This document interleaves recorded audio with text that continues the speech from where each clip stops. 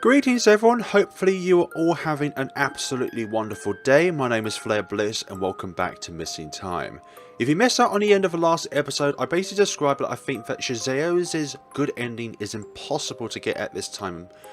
So, what I'll do now is pursue Shazeo's older, lifeless, emotionless sister, as you could probably say from the surface value. But we're going to see if she has a warm heart. Either way, Emiri will be allowed to be chosen as a person that we can go with during the day. If you select decline, then you won't be able to select Shazeo's. That's the only difference that it makes. Emiri! Let the timer run out on this one. If you select either two of them, you will agitate her, so it's best to be on her good side. Let's go for lunch. Hey, we get a new CG when we go through this path. Ah, somewhere within there, in those eyes, is a sparkling warm heart. Food! Let's think more about food rather than work. You know what, Emiri, I believe you. I don't think you would lie to us. Only showing choices that I think are integral for Emiri's route to be unlocked. Lord protect me from her wrath. Yeah, I do have a question or two. Emiri, I promise you that Chiharu's cupcakes are, or tarts, sorry, are brilliant. You're going to love them. At least have a taste. If you don't want it, I can finish it for you. Oh. Oh dear, a bit uncomfortable for Emiri. She likes the subject of food, but doesn't want to be intruding in that matter. New choice. Let's listen to Emiri. Alright, Chiharu, can you wait for me at the gate? I'll be there shortly. At first, Chiharu doesn't seem like she heard me. I repeat my request a second time. I felt my gut clench, at the fearful stare Chiharu gives. Well, who wouldn't have a fearful gesture if they've seen such a catastrophe like that? R.I.P. Jasmine, but still. Her shoulders tremble with impending tears. Chiharu claps both her hands over her chest, heaving. Okay, please, hurry? With one last look, Chiharu stumbles along with the rest of the other students. Of course, Emiri's expression barely shifts at all. She's used to this sort of thing after all. I mean, look at those eyes. Those are the eyes of the experience with the dead. She pulls me aside into the empty classroom. Meet me here at 9 PM. What?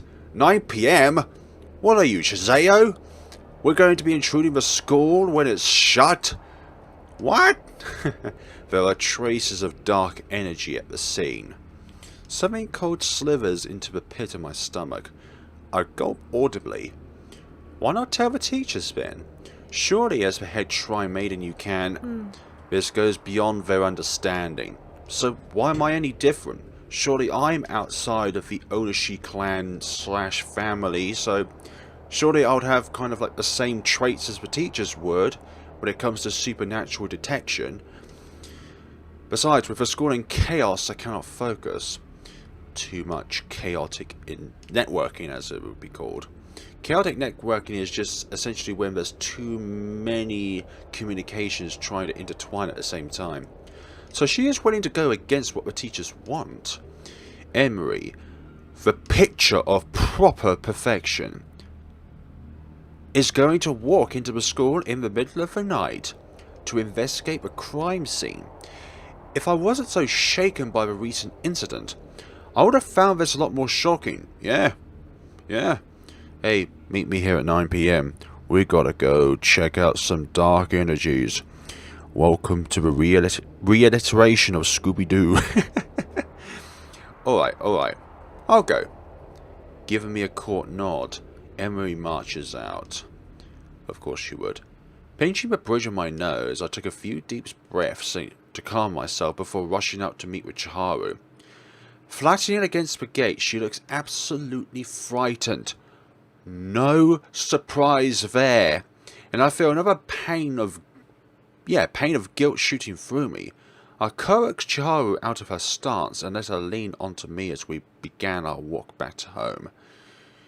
Yikes, Captain. No idea why, but let's talk about Emiri, shall we? Despite having agreed to meet up with Emiri, my heart still pounds painfully hard against my ribcage when I sneak out to meet up with her tonight. Not only will we be going behind the teachers' backs, but we will also be sulking around a death scene. This will probably haunt me forever. I shudder as that horrific image of Jasmine pops up in my head. Yeah, I had to grey screen that because that was extremely graphic. Alongside Ember and Shazeo's cutscene, along with Shazeo's death cutscene as well. Sorry, CG's. What was that? I completely mistracked of that. And why would she ask me to accompany her? Wouldn't her sister be more suitable? Thinking, agreeing to meeting with Emiri like this. Yeah. Who would think of all the people that she knows, a very few people, that we were hand-chosen by Emiri herself to go along with her? Alas, I finally arrive. In the darkness, her white hair stands out like a shimmering ghost. Biting down my tongue, I approach Emiri. Of course, she doesn't even spare me a glance. Now what? And she even fades in like a ghost. Now we go in. Statement of the year. Just straight to the point, Emiri. Statement of the year, I raise an eyebrow when she pulls out a set of keys. I feel like I should be surprised, but out of everyone, Emiri would be the one to actually have the school keys and all kinds of special permissions. She is the Shrine Maiden after all. But yeah, Emiri is the most straight to the point person ever. If she was a politician, she would probably be the only one that could actually get the job done. Oh, sorry. And here we go, considering what happened here this morning. I feel a sense of dread spread through me as we walk down the dark, eerie, silent hallway. Even though the body has been removed, the strong smell of bleach paints a vivid picture of what transpired. Yeah. I swallow dryly and avert my eyes when I realise I have been staring at the spot where the corpse was. And I can just see that image in our heads. Emiri is circling around the area, not a ripple in her expression. As I suspected, there are dark traces of dark energy around the body. Those words only make the air seem much colder. I wonder if Emiri can feel it, but even if she can, I doubt she would care. Ah, poor Emiri. And it leaves a trail. Without a beat, Emiri makes her way up the stairs. Not wanting to be left alone, I hastily follow her footsteps. Her sharp eyes are focused on something I can't see, glinting frigidly with... Okay, well, I guess we're moving on then. Goodness sakes, why do I click on things too quickly? Frigidly with every soaked cack of her shoes. So that's where it was. Here, this is where the darkness is most condensed. I don't know if we'll get the chance to be able to tell her about the incident with Chiharu. Not that she's ill, but she was in a lot of stress. And the chance of her demise. You saw the break on her neck. Recalling the memory makes my skin crawl. And how she says it so casually makes me crawl too. Yes, the angle is unnatural. There are only 11 steps from the floor to the quarter landing. 7 steps from there to the next floor. Even if she fell backwards from the top, the angle and the height wouldn't be enough to snap her neck so out of shape like that. Are you an expert in this sort of thing? Do you perform your own autopsies, Emiri? What are you getting at? The student's neck looks like it was broken before the fall. Unless she somehow did a handstand and slipped at a very odd angle. There is no logical way her neck could be broken so severely. Are you suggesting the fall is staged to hide a different cause? The coldness at the pit of my stomach screams. I ball my hands into fists and bite the insides of my cheeks to keep from throwing up. Part of me doesn't want to agree with Emiri. It's much easier to not think about it and rule it as an accident. No, there are no such thing as accidents when it comes to murders, okay? Let's move on. There's no guilt in an accident. No hidden cause nor unseen danger looking about. But the image of Jasmine, blood gushing and fingers twitching, keeps replaying in my head over and over again. I feel myself haunted by the dying light in her eyes and the spine that... Oh gosh.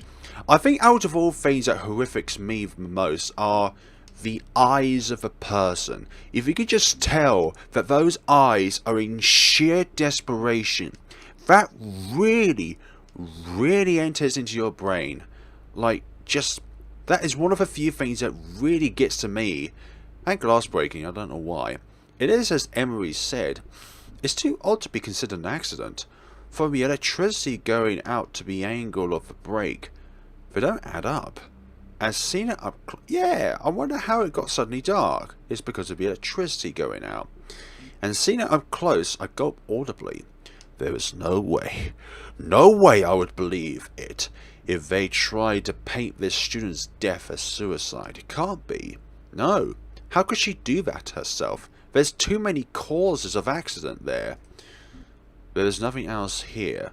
We should leave. Unlike before, I follow her in a daze. She doesn't question me. Even after we leave the school's premises, the air hanging between us is solemn. I'm still in shock after the realization. The thought of our club surfaces in the fragments of my mind. I find myself chuckling, partially hysterical, partially delirious.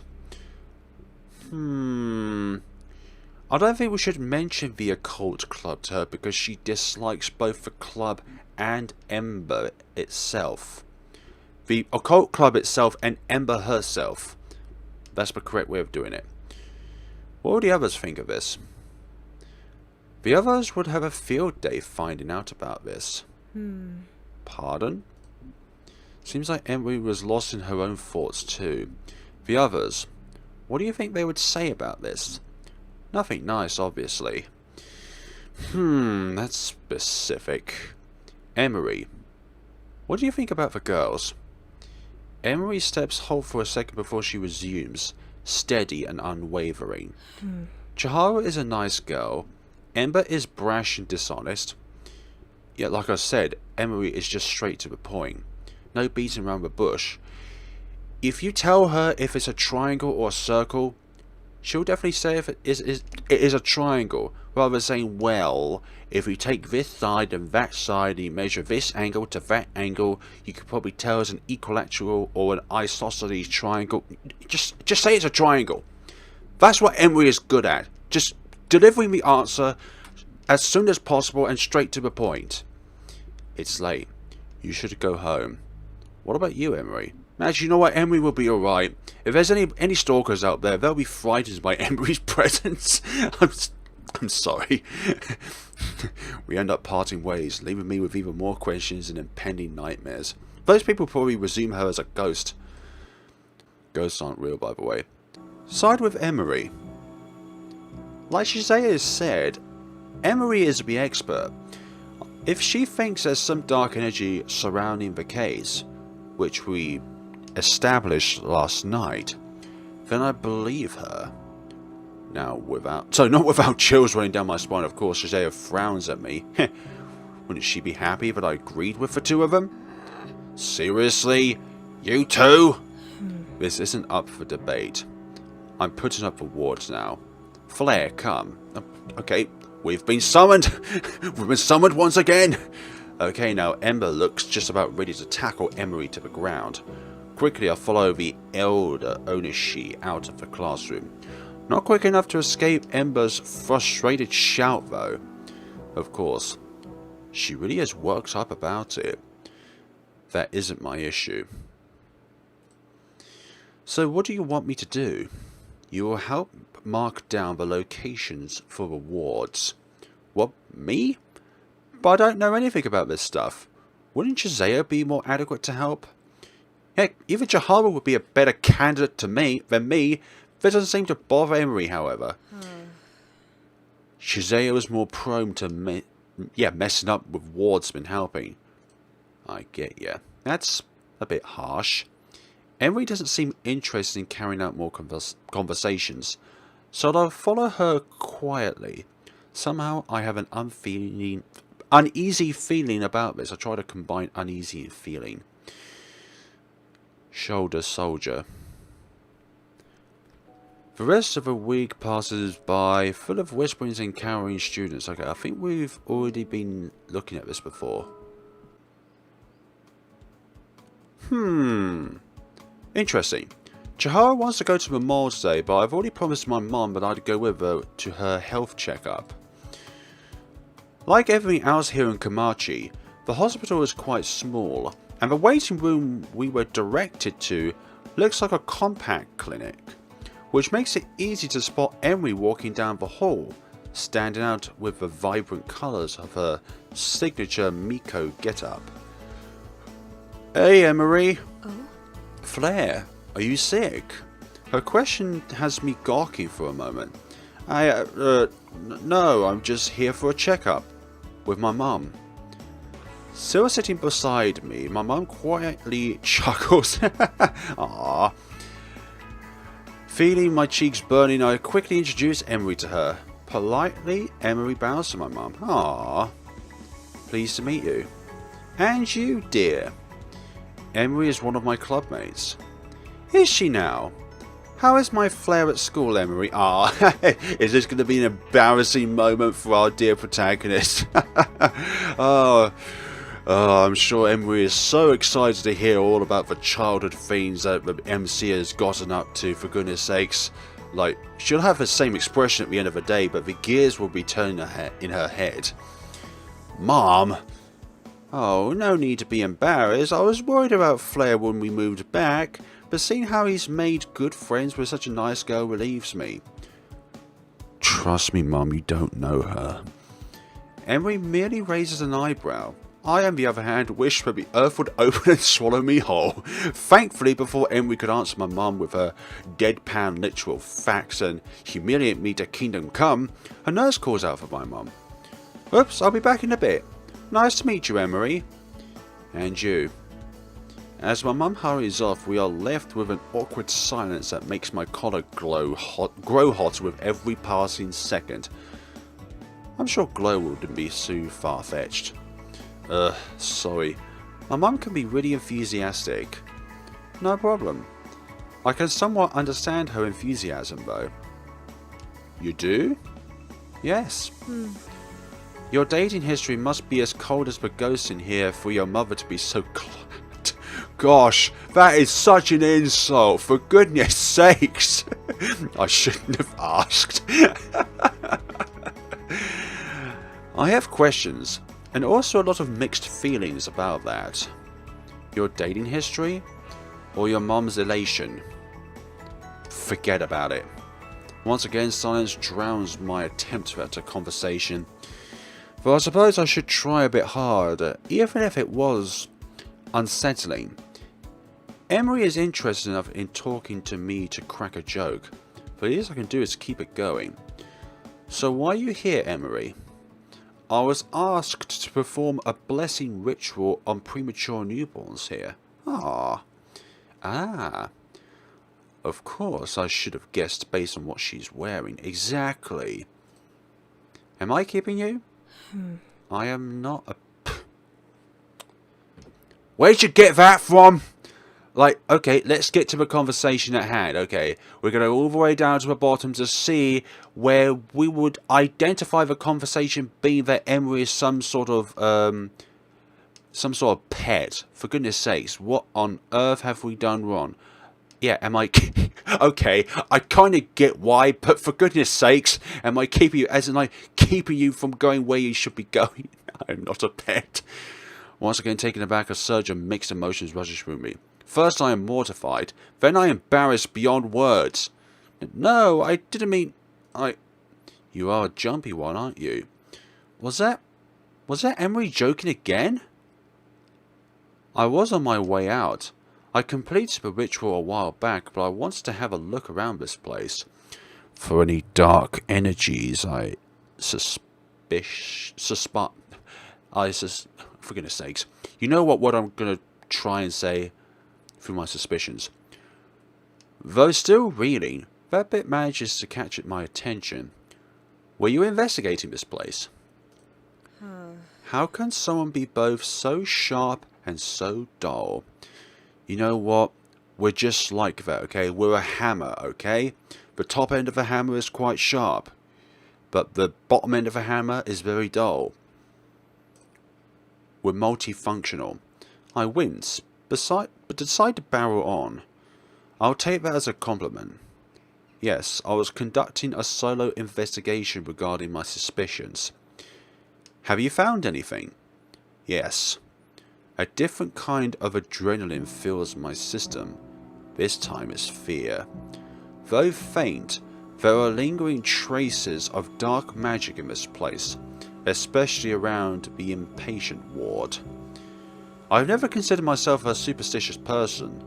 Growing up, it was always my grandpa who told me to hide my thumb while I was walking past a graveyard, never to cut my nails at night, avoid stepping on the cloth border of a tatamani mat, so on and so forth. I'm sure that's where Chiharu got most of her jitteriness as well, being scared by the bad luck and the evil spirits Grandpa kept telling us about. Me? I've never taken any of that seriously, mainly just complying with my grandpa so he wouldn't nag my ear off. But looking at Emiri, speaking with seriousness far beyond her years and convictions that could move mountains, I don't dare to doubt her. How do you see these traces anyways? If I try and tell you, you wouldn't understand. Basically, you have to be an Onashi with powers to be able to see these things. I just do, okay? You just do. I was born with this power. Not everyone is born being able to grasp the foundation of magic. Yeah. Is anybody really? If you aren't willing to believe the possibilities, then it would be difficult for me to explain anything to you. I just want to know what you've found out. Very well. Just like how everything has a scent or every animal has a trace, all things supernatural leave a mark in the spirit realm. Only those blessed with magic and the sight can detect such a trail left behind by the energy of a spiritual being, or others who possess magic. This is starting to get way over my head.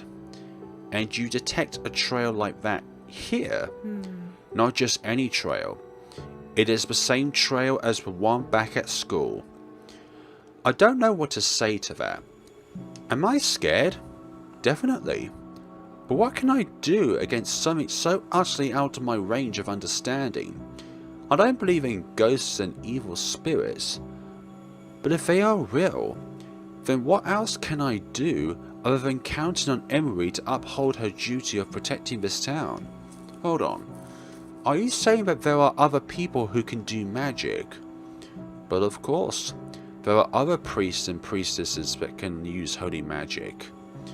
Mind you, much of it is nothing flashy or ridiculous like the magic you might see on television or video games. Most of the time we prefer using more traditional methods in our everyday routines. Aren't you telling us a bit too much, Emiri? Right. But there is a chance the culprit is a person. There is a chance, yes. But do you think that would increase your chances of taking them down? No, not at all. There's no such thing as the impossible. Except Shazare's good ending route. But let me just say this right there. There's no such thing as the impossible. The thought of it makes me sick. If whatever or whoever has been attacking people is just another person, a bait with magic, then they must be a real psycho. Ask about Emiri's plan? Do you plan to do anything with it? With this area? No. There are residues of dark magic here, yes, but all the traces are old and faded. Whatever that was active here has left at least a year ago, and hasn't come back since. I see. Do you plan to track this entity down? It doesn't work like that when it comes to magic, Flare. The residue only appears and leaves a mark when magic has been involved, and since the culprit has moved on from this place, there isn't much I can do aside from speculating. That's disappointing. Just when we finally have another clue, another dead end appears. As outrageous as Emiri's theories might be, at least she is trying to do something about it. Not to worry, I do intend to get to the bottom of this. It is my duty to protect Komachi from supernatural threats after all. Alright, do you have a plan? Do you need help? I will do what I always do.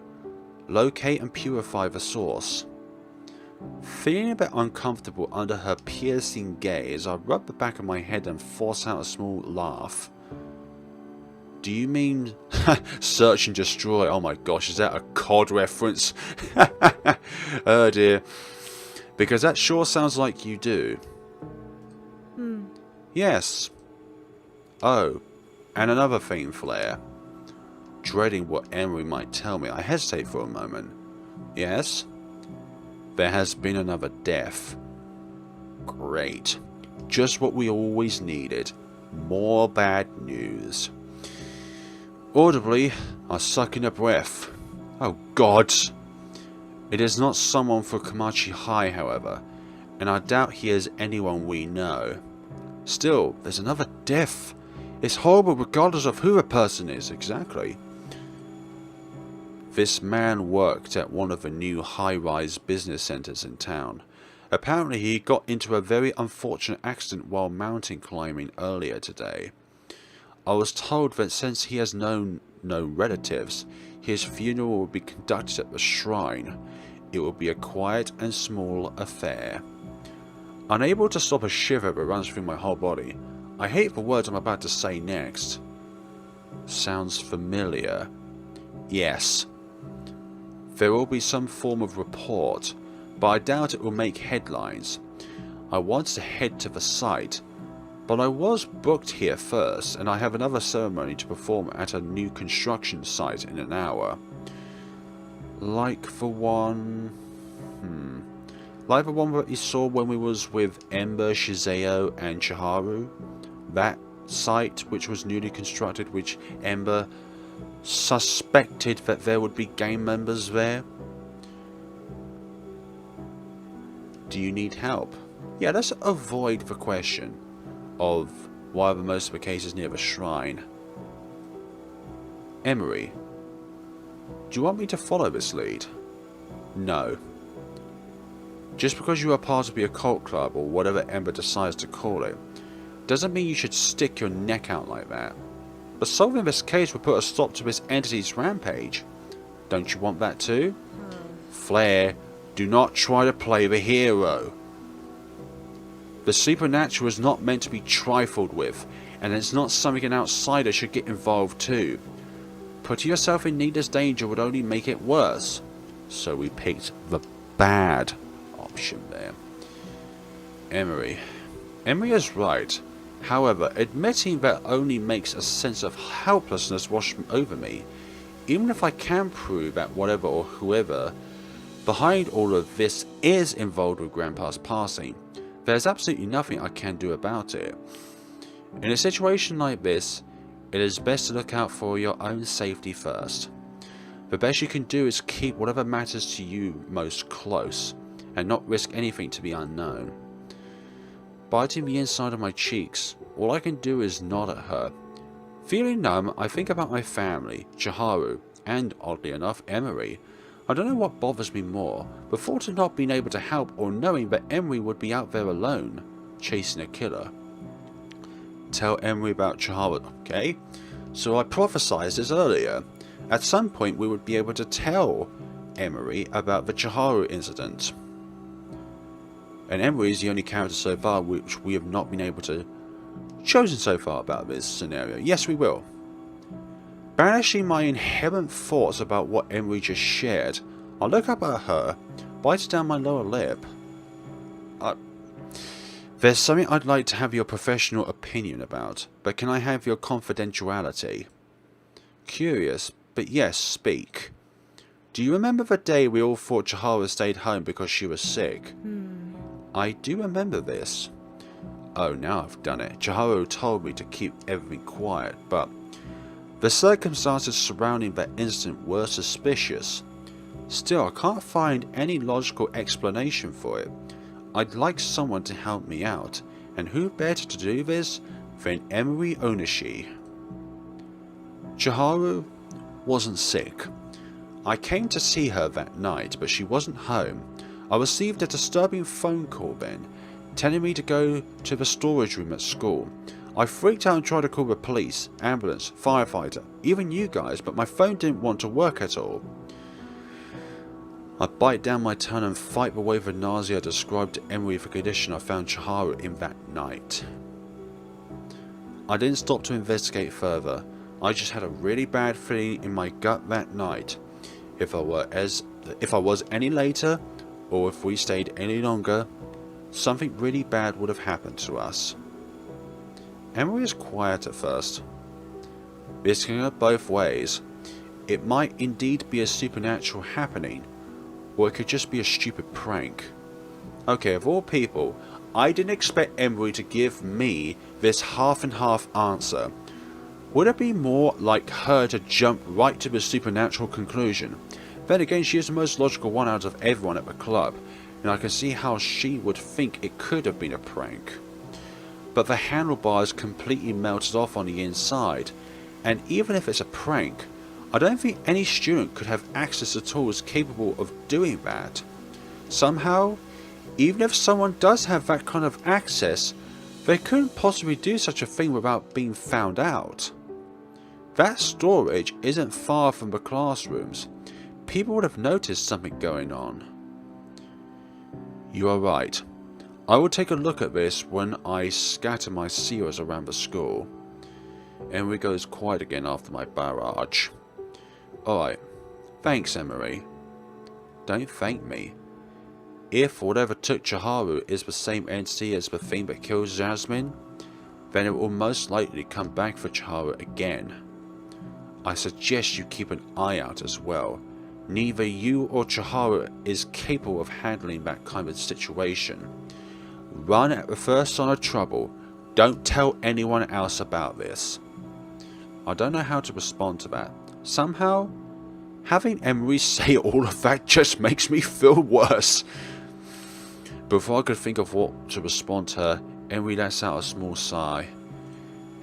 I must go. Duties await. Send your mother my regards. Okay. See you around, Emiri. Be careful, alright? I will be. Goodbye, Flare. I watch her go, fighting back the desire to chase after her and insist on helping. But what can I, powerless Flare, do to help magical Emiri Onishi? I don't know, run around with a pair of... I don't know. It's just not meant to be. What I was meant to say is run around with a miniskirt on.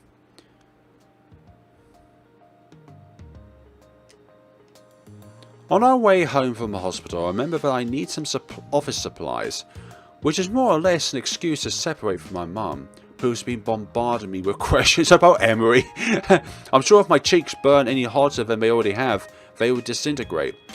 I would be diagnosed with a fever. I take my time browsing the bookstore, making sure that there would be a considerable distance between me and my mum before I head home. Besides, there are some new magazine issues out today that I want to have a look at. This smells familiar. This smells like Shazeo. Hey, Speaking of the devil. Hey, Flare! Well, hi there. Blinking, I turn around only to be greeted with Shazeo's arm around my neck. Oh, dearie me. I stagger into the shelves, dropping a bunch of magazines on the floor. Whoops. Sorry. It's alright. What are you doing here, Shazeo? A bit flustered due to her sudden display of affection, I try to hide it by picking up my mess. I need to have a full view of Shazeo's long, pale legs. Perfect legs. Oh, Emily is busy today, so nobody is playing with me. I came out here for some fresh air. Embarrassment gone, I give the surrounding area a painted look. Shizeo snickers. Yeah, no need to get all sarcastic with me. I just don't want to be all cooped up at home, that's all. Is that a hint of vulnerability? There are lots of things I haven't been able to figure out about the Onishi twins. Their dynamics almost seem a little off to me, and while Emiri is perfectly content to function alone, Shizeo at times just seems put off by her sister. Put off is an extreme understatement. To me at least. I'm not going to interrogate you, you know. Who said you can in the first place? I chuckle at her playfulness. There's the Shizeo I know. But enough about me. What are you doing here? Oh, I'm just getting some supplies and browsing some reading materials. Tell Shizeo about meeting Emiri. I actually saw Emiri today. Did you? Are you two having a secret date? What? Shizeo, I thought you would be cheeky about this, not concerned. What? No! I immediately go red, realizing other patrons are now staring at us. Shaking my head at a smug Shizeo, I hiss under my breath. Oh. I clicked off the screen. You're gonna get us banned from here. Nonsense. Let's go check out the stationaries. Without waiting for my response, Shizeo takes a hold of my arm and drags me along. For such a small girl, she has quite a grip. I sigh again, knowing better now just to give in to Shizeo's flickering whims. There is a lot to browse here. They have sections for each age group and even a glass counter to display fancy fountain pens and leather-bound journals. I raise an eyebrow when I see Shizeo's eyes lingering there. Huh? You're into that kind of stuff, Shizeo? Yeah, why? Nothing, I'm just a bit surprised, that's all. What? Do you think I was a delinquent or something? I scored 3rd on the entrance exams, you know. I wasn't saying anything. Bleh. Shizeo sticks her tongue out at me, then breaks out into a peals of giggles. You're so easily riled up. I roll my eyes at her. Only because you're so flippant. I wouldn't say flippant, more like I have a way with my words. That's a fancy way to put it. Shizeo snorts and flips her head dramatically. Don't you think I'm the fanciest? We share a laugh over her antics, huddle together over the sparkling counter. Over time it gets easier to deal with her mischief. Shizeo, like her apt description, has a way with words. I guess it makes her a bit deceiving. But Shizeo means well. But yeah, in all seriousness, I do utilize words a lot. It's the way of the Onishi. Yeah, talking about family name and all that. You shouldn't let your family name define you. Define you, sorry. Really? Emiri writes incantations on sacred paper and uses them for seals and stuff. But that's the more obvious ways to use words, though. That's a bit cliche. Tell me about it. Makes you think of those B-rated Maiko girls in anime. I glance down. She's more like A-rated. No, Shizeo is S-rated. Don't you do that to pancakes. What's the response gonna be to that? Well, I can't do it. Emiri is the firstborn, so she gets all the mojo. Me, not so much. There is a note of melancholy in her voice. Shizeo's eyes are far away before she shakes her head and gives me a small smile. Words are powerful, you know. Words can touch someone's heart or crush their soul. I guess I can understand that. Ma always says if you don't have something nice to say, then don't say anything at all. People often misjudge the impact of their words on others. It's such a small thing, so easily overlooked. Many can never understand the power words hold. We wander away from the counter, idly browsing the notebook shelves. Shizeo has fallen silent then, her eyes troubled. There is a sadness in her that bothers me. Shizeo is the most bubbly, and I dare say it, airheaded person I've known so far. No, I think Ember is also up there when it comes to the airhead department. Sure, she might have her random bouts, but her mischievous ways always bring a smile to the people around her, including us. Especially me. What's wrong? I know I shouldn't be, but I'm always happier away from home. How come? I don't know. Maybe it's suffocating and always feels like someone is watching my every move. Even if I'm not the heiress, I'm expected to behave a certain way, you know. Shizeo. At least, out here I'm free to do whatever pleases me, and I'm not shackled by the responsibilities either. I smile with her, agreeing easily, if only to ease her sadness somewhat. And freedom is the most luxurious treasure of all. Don't you know it? Silent. I thought that said silence there. Since it's getting late, I bid Shizeo goodbye and head home.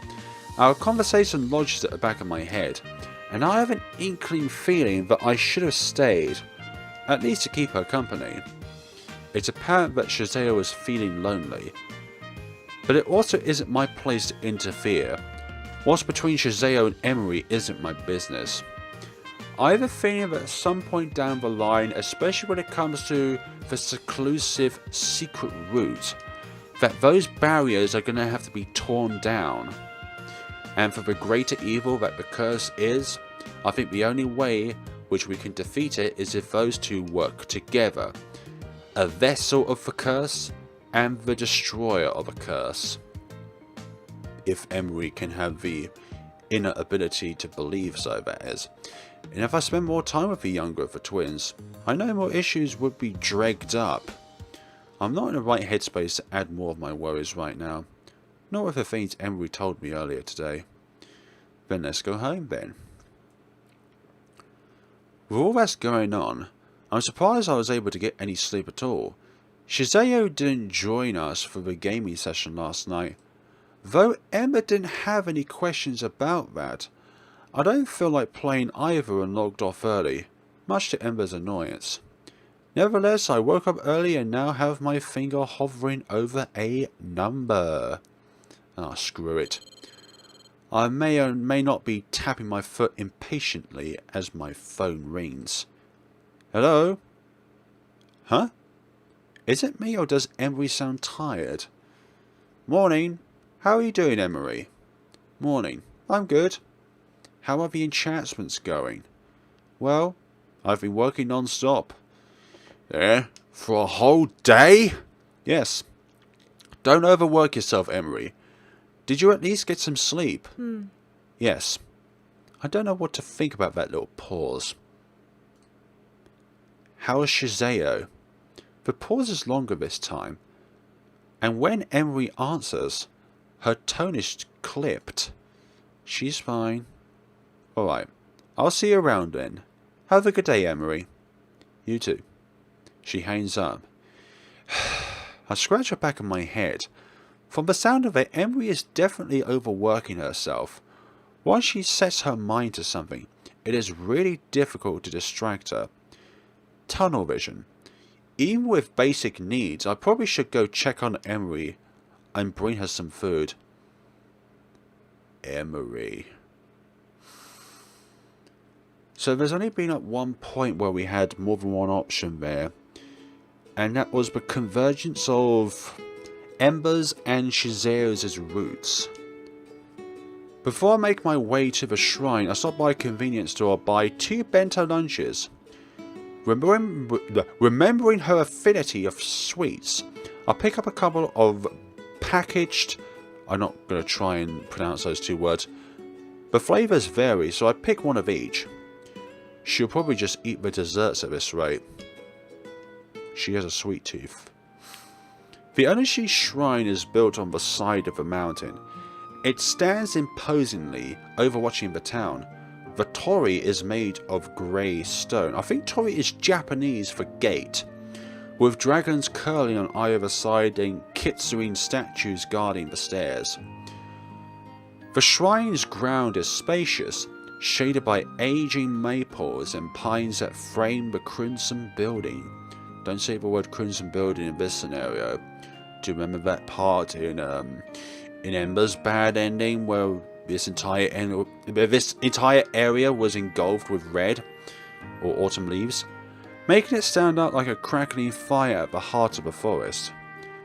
Don't say fire. No matter how many times I've seen this place, it still leaves such an imposing impression as I climb along the steps. Immersed in the otherworldly surroundings, it takes a moment to gather my bearings and notice Emiri sitting on the porch. Stripes of seals lie before her, waiting for the ink to dry, along with another finished stack nearby. Emiri's fingers are taped, obviously from writing so much, and I have to bite back a sigh. Looks like it's time for a break. Oh, you came. She has eye bags from probably not sleeping much in the last 2 nights, and her hair's a mess. Yikes. This is a far cry from the prim and proper, ice-cold Emiri I'm used to seeing at school. This is a phantom ache within me from looking at her like this. Smiling a little, I shake the plastic bag. I brought food. Something bright sparkles in Emiri's eyes. She accepts her bento box quickly. Thank you. Saying that Emiri devours the food isn't a long stretch. She eats as if she hasn't for days. All manners forgotten. Despite being rather quiet, it does like she enjoys the food a lot. Even though it might not be the best quality, her appetite doesn't seem to be any slowed down even after she finished her portion. What's up? Aww. This is a rare side of Emiri. Emiri doesn't say anything, but she fidgets awkwardly. That's strange. Emiri has always been so sure of herself, no matter the situation. So her sudden loss of words worries me. Emiri, what's wrong? Instead of answering me, she glanced at my almost untouched bento, then her wet cheeks dusted pink realization dawns. Oh dear, you want my lunch as well? Yeah, you can have it, I'm not that hungry. Hesitating for just a moment, Emiri accepts my offering with a muttered, "Thank you," before devouring my bento as well. Poor girl. She must have worked herself to the bone. She doesn't even have time to groom herself properly, it seems. Whoa, whoa, whoa, whoa. Do you think we are entrenching on such a hostile landscape here when it comes to hair? Comb? Stroke? I think stroke is a more subtle approach, but still. Comb? Comb is more specific though. Let's see. Suddenly empathetic, I move out of impulse and gently stroke her hair. Emiri freezes. Snapping my hand back, I babble. Sorry, it's just that you seem... It seems like you haven't had the time to comb your hair at all, and I'm sorry. I should have asked for permission first. To my surprise, Emiri looks away. Her cheeks turn pinker. I wouldn't mind if you continued. What? What is this? In a normal circumstance, I would be summoned to the netherworld itself for doing such a thing to Emiri, but for goodness sakes. Emiri, would you like me to comb your hair? Slowly, Emiri nods. I have a comb in my handbag. Oh, that's so adorable. And yes, your fingers are plastered. That is such an adorable sight. It's brought a little bit of tear to my eyes, I'm not going to lie. I carefully navigate around the stacks of paper to sit behind her. long and wispy. Emiri's hair is fine like spider silk. And I selected off the screen again. Even though unkempt, her hair has a natural smoothness and is cool to the touch. After some light brushing, each strand slides through my fingers like satin. Satin? I think there's another way of pronouncing that form of that word. It truly is beautiful, and I can see it be so much more difficult to style than Chiharu's bob. Probably why Emiri always keeps it in a simple ponytail. Thanks for doing this. No worries.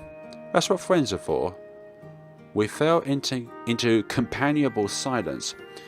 Probably it's because of a shrine, but this is calming in a way. Out of an impulse, I decided to give Emiri some decorative braids in her hair before putting it into a neat ponytail. All done. Thank you. Silence befalls us once more, yet uncomfortable this time. My fingers dance on my knees at a lack of better things to do. Emiri doesn't continue her work either. The air feels pregnant, as if something should be spoken, but neither one of us know what it is. Flare? What is it? The uncertainty in her voice unnerves me a little. Emiri has been acting strange today. I chart it up to exhaustion. Perhaps there's a different reason to it. Do you? Whoa, this is an out of the blue question. You know, I was expecting this from someone like, I don't know, Shizeo, but not Emiri. But then again, it's more comforting to be it presented like this, where it's not a jokey fashion. Huh? That was sudden. Scratching the back of my neck, highly aware that my cheeks are turning pink. The peak of pinkness. I consider my answers. Well, would you like Chiharu? And we can tolerate Ember. Shizeo we definitely love. But no. No one yet. No, I mean, I like everyone I've met so far a lot. But if we are talking about a crush, then I don't have anyone in mind. Not yet. Emiri turns to regard me at the corner of her eye. Shizeo is right. You are a curious creature. Pardon? Emiri turns to cast her eyes over the great expanse of the shrine's ground. A sigh, quieter than a whisper, escapes her. It's been years since I stopped showing my emotions. Seeing you expressing so freely, I cannot help but wonder if I can now.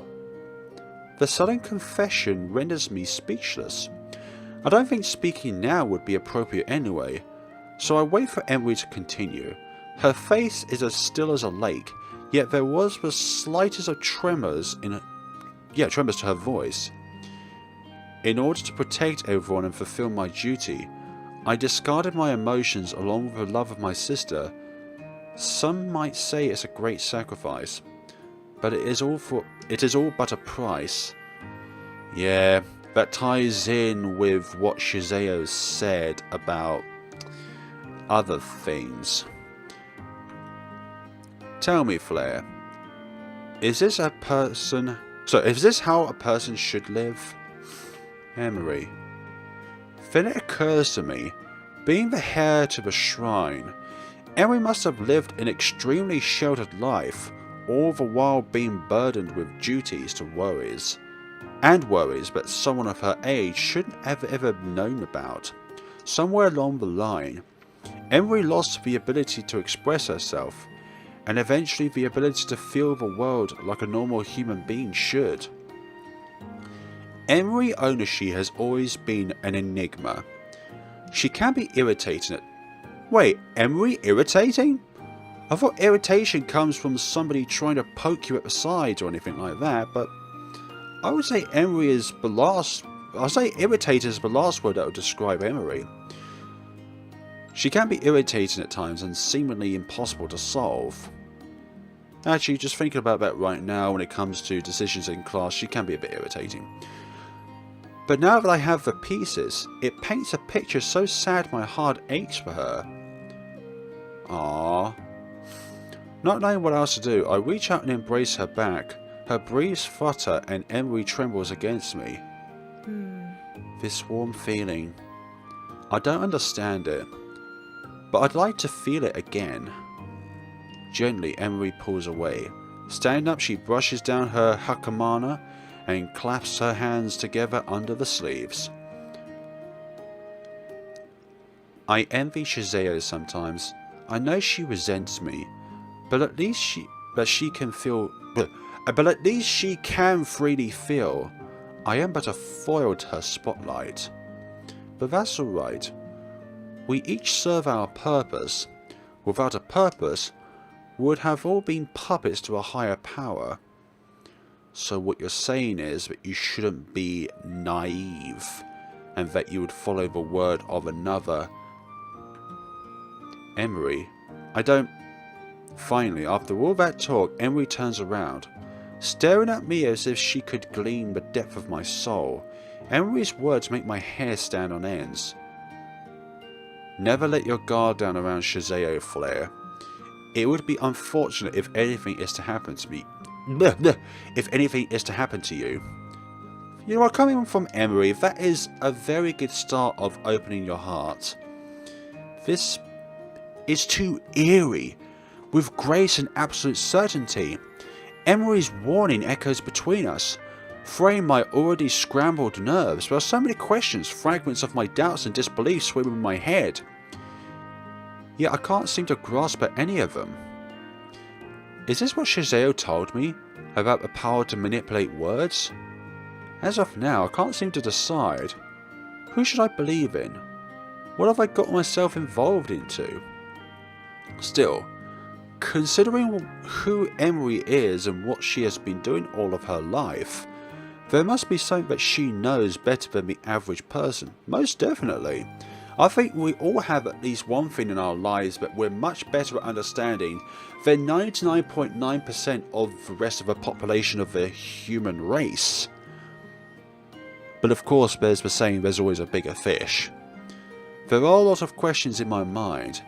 It always has been difficult to approach Emiri, but it seems like she trusts me enough to let her guard down somewhat. I assume that it will be safe to ask her questions now.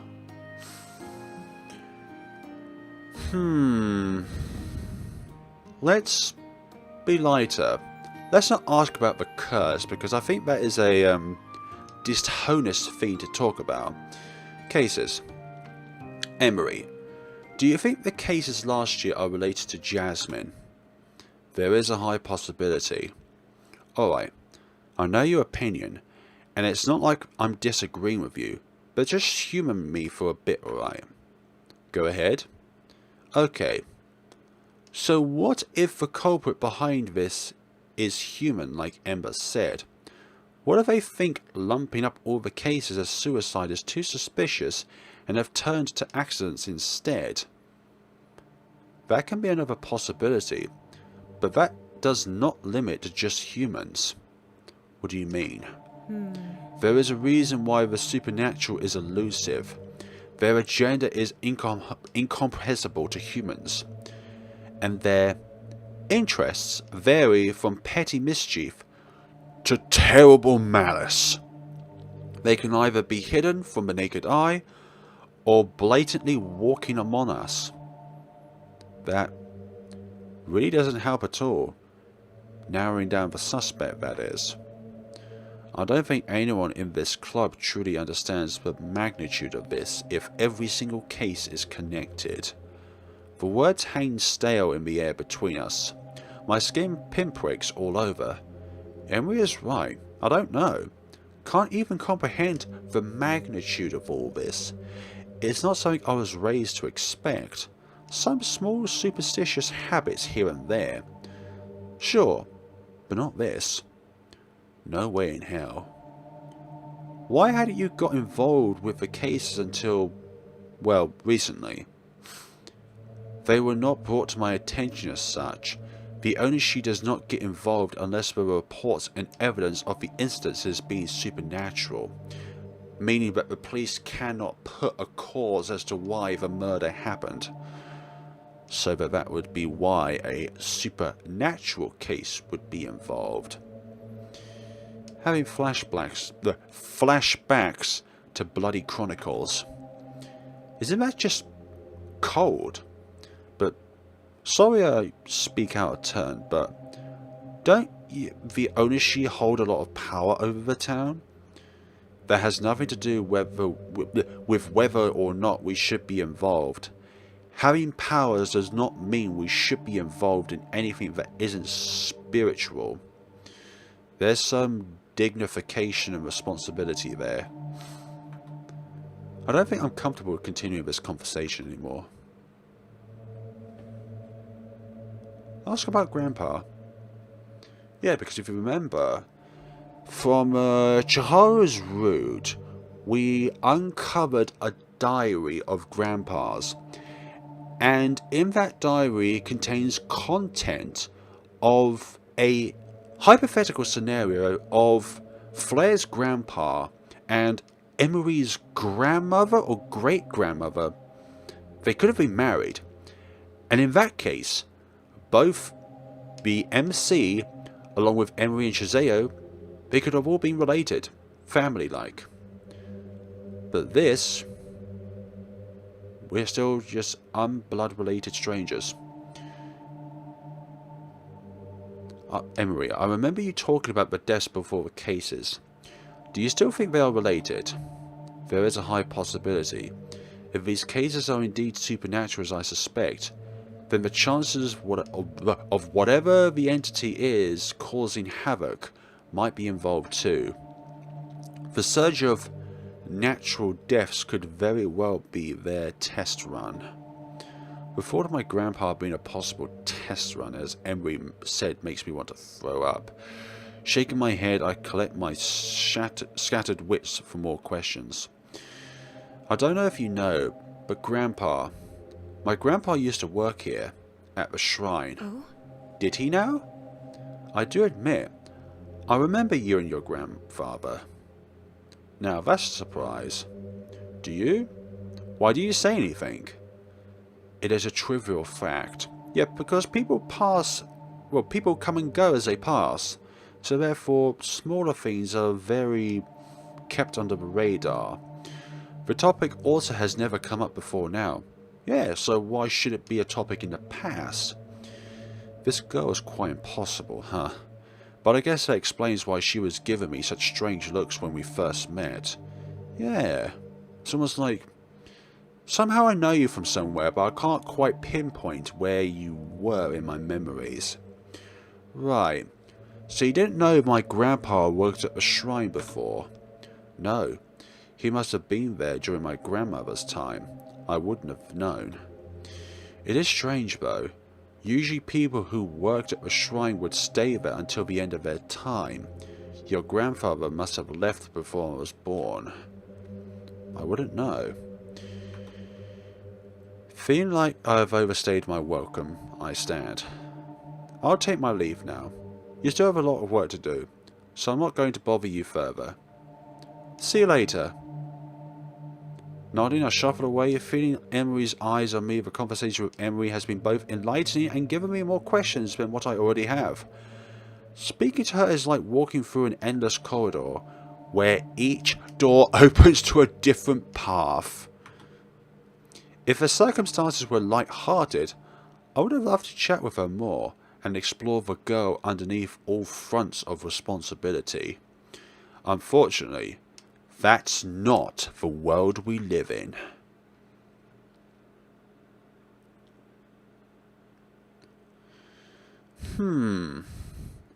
Honestly, I didn't think Emily was serious about having me help with the seals. On an unsuspecting Wednesday, I am summoned to the facility room after class. Confused because I'm pretty sure I haven't broken any rules, I cautiously peek into the office. And that's where our cause of being summoned is. To my surprise, I see Emiri sitting on a chair with a few teachers profusely apologising to her, standing with bowed heads like properly reprimanded students. Wow, that is a reversal of what it should be. The students should bow their heads to the teacher, not the other way around. This is bizarre. No, bizarre isn't enough to describe it. In my dazed state, I flinch when Emiri's gaze suddenly turns to meet mine. Flare. Perfect. She raises, elegant and rigid. The teachers all step away at once, a mixture of discomfort and relief in their eyes that were looking away but Emiri. Hi. Did you... Sorry, I was called here. Yes, I called for you. We are setting up the talismans. Still feeling like I'm in a strange dream and not reality. All I can muster up wretches a mumble. That seems to satisfy Emiri, however, as she walks past me and down the hallway. I follow mutely like a fool. An array needs to be done around the yard. More in the hallway, the stairs, the roof, the tracks. She lists off everything with utter precision as I fall into rhythm behind her. Emiri's ponytail bounces with every step, her movement as crisp and controlled as her tone. Ask about the talismans. You managed to finish all those talismans, huh? Yes. That's amazing. There were quite a lot of them. They were all done that day. She pauses for a moment, then looks away. Thanks to you. But wait, hold on. You're thanking me for helping you doing the talismans? But how did I manage? Oh, the food and the conversation time. It was a good break from it all. Because I imagine Emiri would just be so focused on creating those talismans that there would be nothing around her that could distract her from being able to continue to create more of them. So I think this is where this is coming from. The conversation time and the fact that we brought food. Suddenly bashful, I look away too, rubbing the back of my neck. I didn't do much. You're a really diligent person, Emiri. Thank you. Ah. Somehow the music, the soothing music, really suits the mood at this point in time. It's a sort of peace right now. We first head to her locker where Emiri loads my arms up with a high stack of talismans. Ask. Is there anything in particular you'd like me to do? None. To my surprise, or probably not, the first place Emiri puts the paper seals up is the corridor near our club room. If and when Ember sees this, she will go ballistic. When the talismans are glued down, Emiri smooths her hand over them, a prayer whispered under her breath. To my astonishment, when her fingers trail past, the papers melt into nothingness, as if they have never been there. What was that? Magic. Ah. So Ember can't be mad at the talisman because she doesn't know that they're there because they're invisible. Her tone is so deadpan. I have half a mind to ask if she's joking. My better judgment decides to suck those words back into my throat before I decide to make a fool out of myself.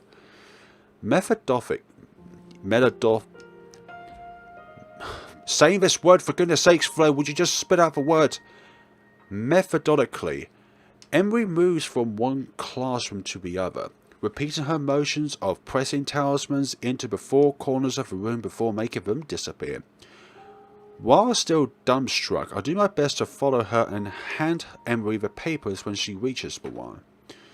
So basically, we're just carrying these things around so that Emiri doesn't need to keep going back to where she stored the talismans initially. Still, we're helping her out.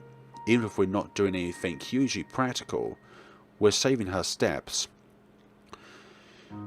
Admittedly, I was feeling rather useless, especially when we enter rooms where people are doing their extracurriculars. Emiri's wording is as polite as they are caught, ushering people outside of her agenda. Never once has anyone refused, despite many obviously wanting to question her. But none dares to. By the time we finish with all the classrooms and offices, it's already 6. The stack of papers in my arms have dwindled down, but we haven't quite finished yet. Emiri brings us to the tracks, crossing the empty field in long strides. Dr. Emiri, it's a countdown! So these are supposed to drive out whatever evil spirit is lurking within the school? Yes. The next words blurt out before I can stop them. Why didn't you do this before then, when the cases were climbing? I thought you would have remembered, protagonist, that Emiri does not get involved with stuff that are not deemed as supernatural or fictional.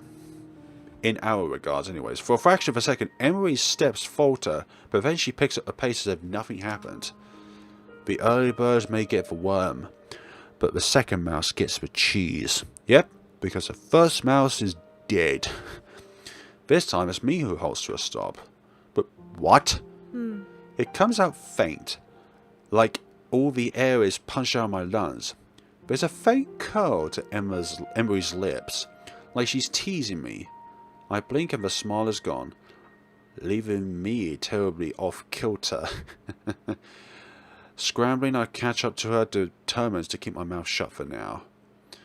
Either Emiri has a terrible sense of humour, or her sense of humour is terribly dark. By the time Emiri finishes with all that out, it's going dark now. It's completely dark outside. This entire ordeal has me exhausted. Not just because of running after Emiri, but also because there are so many questions bubbling in my chest. But Emiri seems content with the work we have done, or rather, the work she has done. Brushing off an imaginary speck of dust from her skirt, Emiri regards me with a slow nod. Thank you for your hard work. But we haven't done anything! Embarrassed, I automatically bring a hand to the back of my neck, scratching sheepishly. But I didn't do much. You did most of the work. You did the magic. It would have taken longer without help. That's definitely true. Open my mouth, then close it quietly. I've been doing that a lot today, huh? Surprised. Emiri could have chosen anyone else. Absolutely anyone else to help her. From what I saw, the teachers would be falling all over themselves to follow the Onishi priestess around school without a single complaint. Other students would have too, despite their hesitation. Emiri could have asked Shizeo, her own sister, or even the workers at the shrine to help. She could have also easily handled the work herself the work alone by herself as usual. After all, everyone knows just how much influence the Onishi has over Komachi. How much exactly, no one can really tell. But they know once Emiri speaks they must listen. But she chose me. Something seals my throat close, a lump that I try to swallow around. Thank you for trusting me with this. Thank you. Ah, short and sweet. Okay, this is like we're going to be trading on familiar turf. So that is all we're going to do for today, guys, and we'll be going into what could be an ending next time around. So hopefully we will be having more luck exploring Emiri's route and trying to get a good ending out of that, because hopefully that one isn't barred. But thank you so much for watching, and see you all in the next time of Missing Time. Have an absolutely wonderful day and take care of yourselves.